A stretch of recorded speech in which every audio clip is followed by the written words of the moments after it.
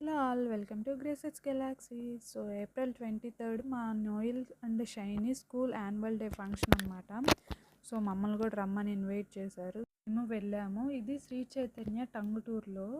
So వీళ్ళు LKG UKG అనమాట. అంటే కొంచెం లేట్గా జాయిన్ అయ్యారు. మా నోయల్కి హెల్త్ ఇష్యూస్ వల్ల వీళ్ళు లేట్గా జాయిన్ అయ్యాడు. అందుకని ఇంకా వాడు యూకేజీనే.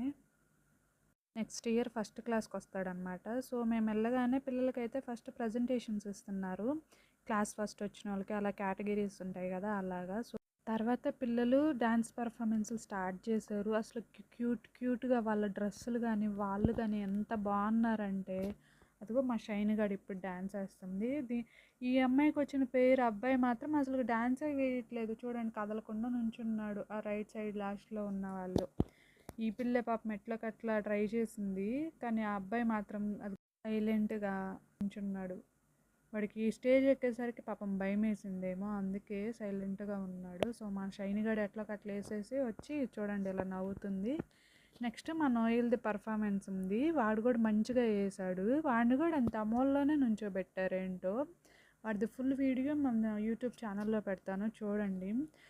పిల్లలందరూ ఇలా రెడీ అయ్యి ఇలా భలే ఉంటే నాకైతే అనిపించింది, అసలు పిల్లలు లేని వాళ్ళు గుడుల చుట్టూ గోపురాల చుట్టూ తిరిగి ప్రదక్షిణాలని పిల్లల కోసం చాలా కష్టపడుతూ ఉంటారు కదా.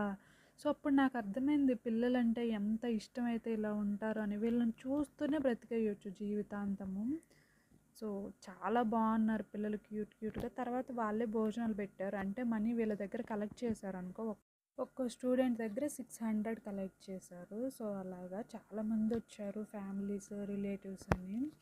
ఫంక్షన్ అయితే వీళ్ళు ఎవ్రీ ఇయర్ బాగా చేస్తారు. లాస్ట్ ఇయర్ కూడా మేము వచ్చాము. ఫైనల్గా మా పిల్లలు డ్యాన్స్లు అయిపోగానే ఇంకా భోజనాలు చేసేసి లాస్ట్లో ఇలా కొన్ని ఫొటోస్ దిగేసి ఇంకా మా ఊరికి బయలుదేరాము. ఇంటికి వెళ్ళేసరికి 10:30 అయ్యింది.